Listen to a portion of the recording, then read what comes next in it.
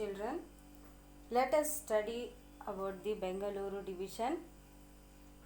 Bengaluru division, our main area discussion would be topics of discussion here. The history division of Karnataka into 4 revenue divisions. Its natural resources, rivers, national park, wildlife, and agriculture and growth of industries, art, literature, folklore and dance, education and health, cultural resources, freedom fighters, famous temples.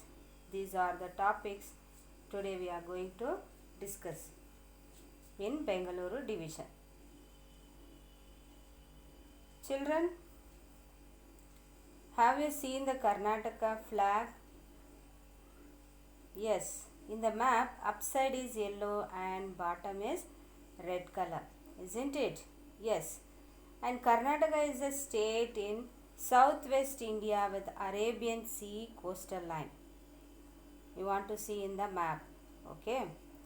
And the capital of Bengaluru is a highly high-tech hub known for its shopping and nightlife. And the administration division of Karnataka, Vidhana Soudha. Vidhana Soudha is the administrative center of Karnataka state government. Okay.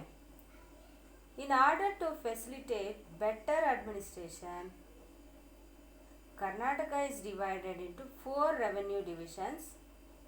That is, I written on the board. First one is Bengaluru division, that is having 9 districts. Mysuru division, 8 districts. Belagavi division having 7 districts. Kalaburgi division having 6 districts. Totally 4 divisions and 30 districts. Okay, that makes a total of 30 districts. Each district is headed by deputy commissioner and the division is headed by divisional commissioner. We will specially talk about Bengaluru division. Bengaluru is the capital of Karnataka. Languages you know, Kannada. There are 9 districts in Bengaluru division. In that, Bengaluru urban, Bengaluru rural, Kolar, Shivamogga, Davangere, Tumakuru, Ramanagara, Chitradurga and Chikkaballapura. These all are 9 districts of Bengaluru division. And let us know the history of Bengaluru. Okay. Bengaluru has a history as rich as Karnataka. The earliest rulers were from Ganga dynasty. After the decline of Gangas, the area came under the rulers of Chola, Hoysalas, Vijayanagar and Marathas and Adil Shahs of Bijapur. During the rule of Vijayanagar Empire, Palegara or administrative chieftains were appointed to administer different regions. These regions were called Palepattu. What is that? Palepattu. The regions of Palegaras means chieftains were appointed to administer for the different regions. That regions are called Palepattu. Palegaras were the leaders or Nayakas and reported to the Vijayanagara kings. They had to submit the tax and gifts to the king.